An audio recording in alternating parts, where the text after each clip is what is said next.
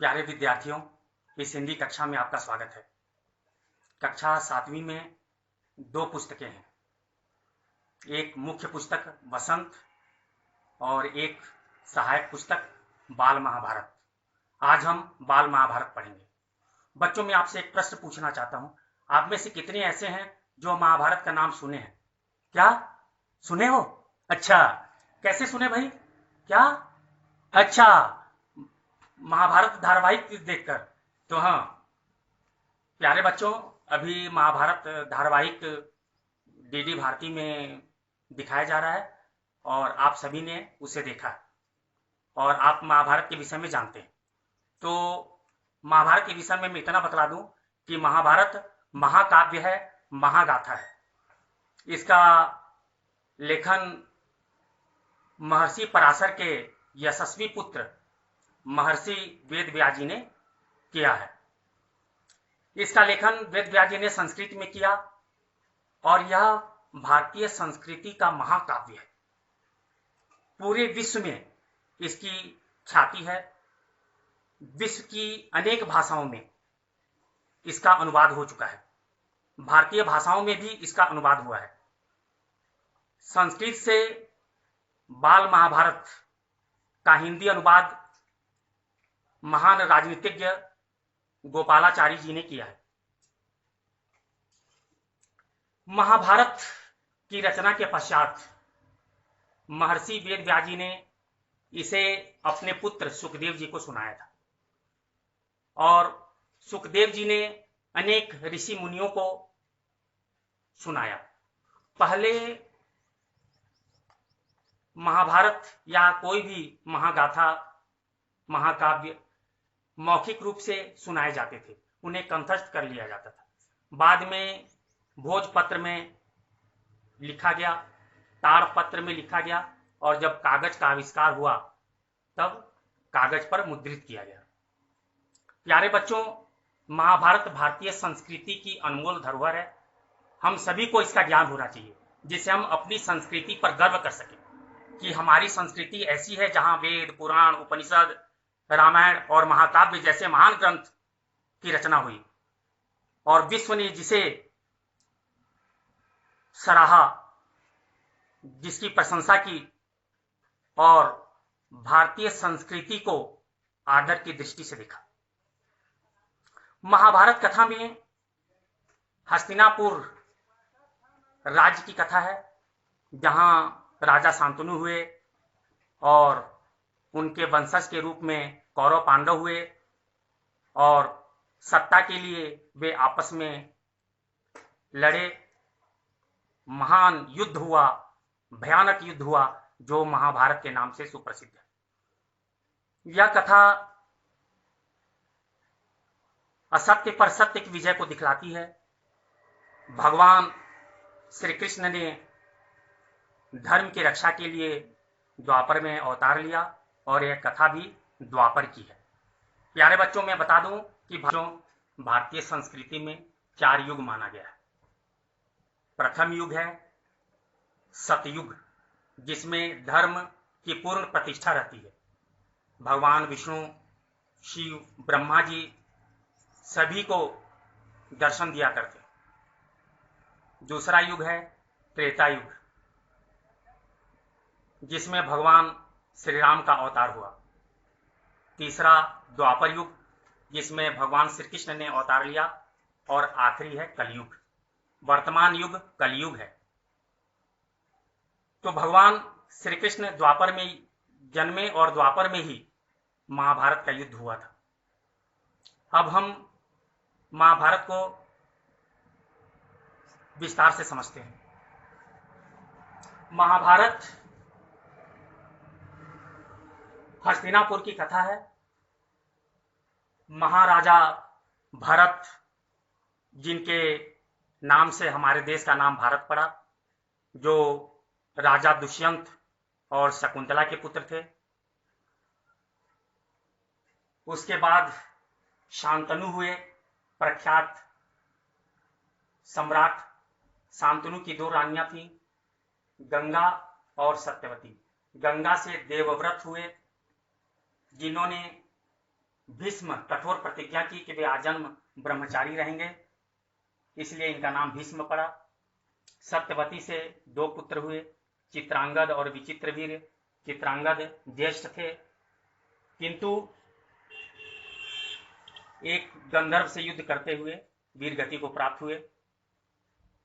अविवाहित होने के चलते विचित्रवीर्य जो कनिष्ठ भ्राता थे, इन्हें सिंहासन पर बैठाया गया। इनकी 2 रानियां अंबिका और अंबालिका। अंबिका अंबालिका जो काशी नरेश की कन्याएं थीं। ज्येष्ठ कन्या थी अंबा, जो बाद में देवव्रत या पितामह भीष्म की मृत्यु का कारण बनी। अंबिका से धृतराष्ट्र हुए, जो जन्मांध थे, जन्म से अंधे थे। इन्हीं के 100 पुत्र हुए कौरव। कौरव जो 100 भाई थे। कौरव में ज्येष्ठ थे दुर्योधन, उसके बाद दुशासन और अन्य 98 भाई। अंबिका से पांडु हुए। पांडु की 2 पत्नियां कुंती और माद्री। कुंती से युधिष्ठिर, भीम और अर्जुन हुए। माद्री से नकुल और सहदेव हुए। अर्जुन की 2 पत्नियां द्रौपदी, सुभद्रा। मुख्य रूप से सुभद्रा से अभिमन्यु हुए, अभिमन्यु से परीक्षित हुए और परीक्षित से जनमेजय हुए, जिन्होंने नाग यज्ञ करवाया था। क्योंकि तक्षक ने इनके पिता परीक्षित को डसा था, तो समूल नागवंश का नाश करने के लिए उन्होंने नाग यज्ञ किया। तो ये जन्मेजय तक महाभारत की कथा या हस्तिनापुर राजवंश की कथा। प्यारे बच्चों, अब हम बाल महाभारत का पहला पाठ देवव्रत पढ़ेंगे। देवव्रत जैसा कि कथा है, हस्तिनापुर के महाराजा शांतनु एक बार गंगा नदी के किनारे भ्रमण कर रहे थे। अचानक वहां उन्होंने एक सुंदर रमणी यानी स्त्री को देखा। वो स्त्री गंगा थी। राजा शांतनु गंगा के रूप सौंदर्य पर मुग्ध हो गए और उन्होंने गंगा से विवाह करने का अनुरोध किया। गंगा ने उनसे कहा कि ठीक है महाराज, मैं आपसे विवाह करूंगी, किंतु मेरी एक शर्त है।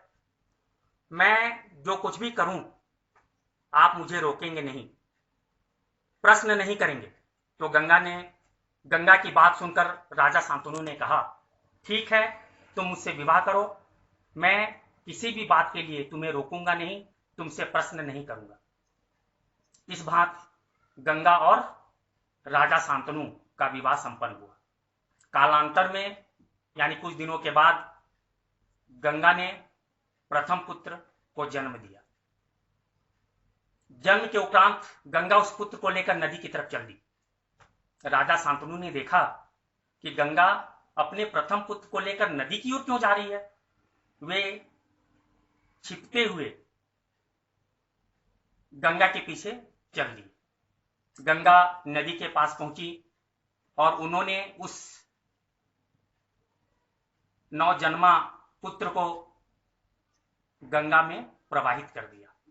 राजा शांतनु देखकर आश्चर्यचकित हो गए। उन्हें पीड़ा पहुंची कि हमारा प्रथम पुत्र, और गंगा ने उसे नदी में प्रवाहित कर दिया, यानी उसे मार दिया। किंतु राजा प्रश्न नहीं पूछ सकते थे, संकल्पबद्ध थे, प्रतिज्ञाबद्ध थे कि गंगा से कोई प्रश्न नहीं करेंगे। इसलिए मन मसोस कर दुखी मन से वे वापस आ गए। इस भांति 7 पुत्र हुए और 7 पुत्रों को गंगा नदी में प्रवाहित करती रही, यानी उन्हें मार दिया। जब 8वां पुत्र हुआ तो गंगा उसी भांति उस 8वें पुत्र को लेकर नदी की तरफ चली। अपने 7 पुत्रों को इस तरह मरते देखकर राजा शांतनु अत्यधिक व्यथित थे, दुखी थे। उन्होंने देखा कि 8वां पुत्र भी हुआ है और गंगा उसे नदी में प्रवाहित करने ले जा रही है, तो उनसे रहा नहीं गया और वे गंगा के सामने आ खड़ी हुई और उन्होंने गंगा से कहा कि तुम मां होकर अपनी ममता का गला घोंट रही हो। माँ होकर तुमने 7 पुत्रों को मार दिया, 8वें को भी मारने जा रही हो। ऐसा क्यों कर रही हो? तुम्हारे सामने ममता का कोई मूल्य नहीं है? तुम अपने पुत्रों से प्रेम नहीं करती? कैसी नारी हो तुम, कैसी माँ हो तुम? तो गंगा मुस्कुरा दी, क्योंकि पहले से ही उन्होंने राजा शांतनु से वचन ले लिया था कि वे कोई प्रश्न नहीं करेंगे। अगर प्रश्न करेंगे तो गंगा उन्हें त्याग देंगी, उन्हें छोड़कर चली जाएंगी।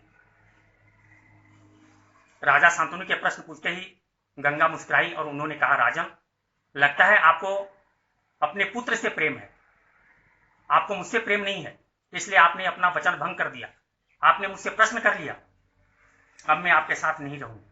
लेकिन हाँ, 7 पुत्रों को तो मैंने मार दिया, ये 8वां पुत्र है, लेकिन आपने मुझसे प्रश्न किया है तो मैं इस 8वें पुत्र को मारूंगी नहीं, इसे अपने साथ ले जा रही हूं और भविष्य में समय आने पर इसे मैं आपको उपहार स्वरूप सौंप दूंगी। इस तरह गंगा 8वें पुत्र को लेकर चली गई। राजा शांतनु दुखित हुए। गंगा ने अपने उस पुत्र, जिसका नाम उन्होंने देवव्रत रखा, महर्षि वशिष्ठ के पास भेज दिया। महर्षि वशिष्ठ ने इनका विद्या अध्ययन करवाया और वे इतने तेजस्वी हुए कि शास्त्र ज्ञान में शुक्राचार्य ही इनका मुकाबला कर सकते थे और शस्त्र ज्ञान में परशुराम इनका मुकाबला कर सकते थे। कुछ दिनों के उपरांत राजा शांतनु गंगा के तट पर भ्रमण कर रहे थे तो उन्होंने देखा कि एक तेजस्वी बालक गंगा की धारा को अपनी बाणों से रोक रखा है। उन्हें आश्चर्य हुआ कि गंगा की तीव्र धारा को इस बालक ने कैसे रोक रखा है, यह बालक कौन है? वे उस बालक के पास पहुंचे, तभी गंगा प्रकट हुई और उन्होंने कहा कि राजन, यह आपका ही पुत्र है, इसका नाम देवव्रत है, इसे महर्षि वशिष्ठ ने शिक्षा दी है, आप इसे अपने साथ ले जाइए। और इस भांति राजा शांतनु को देवव्रत जैसा तेजस्वी पुत्र की प्राप्ति हुई। यह पाठ एक देवव्रत की कथा है। अब हम इससे संबंधित कुछ लघु उत्तरीय प्रश्न पर चर्चा करेंगे। पहला प्रश्न है, देवव्रत कौन थे? उत्तर, देवव्रत राजा शांतनु और गंगा के पुत्र थे।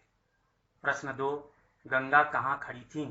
उत्तर, गंगा नदी तट पर खड़ी थी। प्रश्न 3, गंगा के साथ किसने विवाह किया? उत्तर, गंगा के साथ राजा शांतनु ने विवाह किया। प्रश्न 4, शांतनु कौन थे? उत्तर, शांतनु हस्तिनापुर के राजा थे। प्रश्न 5, गंगा ने कितने पुत्रों को नदी में प्रवाहित कर दिया? उत्तर, गंगा ने 7 पुत्रों को नदी में प्रवाहित कर दिया। 6वां प्रश्न, गंगा की धारा को किसने रोक रखा था? उत्तर, गंगा की धारा को एक सुंदर और गठीले युवक ने रोक रखा था। 7वां प्रश्न, देवव्रत शास्त्र ज्ञान में किसकी बराबरी कर सकते थे? उत्तर, देवव्रत शास्त्र ज्ञान में शुक्राचार्य की बराबरी कर सकते थे। प्रश्न 8, रण कौशल या शस्त्र ज्ञान में देवव्रत का मुकाबला कौन कर सकते थे? उत्तर, रण कौशल या शस्त्र ज्ञान में देवव्रत का मुकाबला परशुराम कर सकते थे। प्रश्न 9, देवव्रत ने किससे शिक्षा प्राप्त की थी?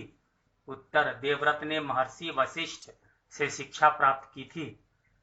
आखिरी 10वां प्रश्न, प्रश्न संख्या 10, गंगा ने किसे राजा शांतनु के साथ विदा किया?